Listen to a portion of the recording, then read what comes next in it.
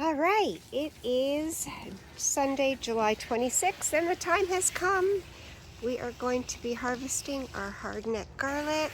Look how perfect. Hasn't rained in a couple days, and it hasn't been watered. Look at that. Rick had planted them last October, and finally we are here at the harvesting. And look, just a quick boo. Look at these beautiful tomatoes. All right, hardneck garlic harvesting time.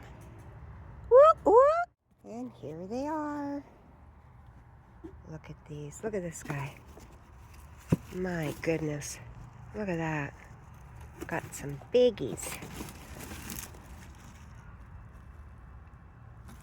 I think this guy he's a winner. But look at all these. Deliciousness. Okay, babies. There you go. Now it's time for you to take the next 2 to 3 weeks to dry out.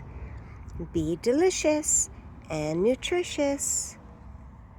Enjoy your time drying.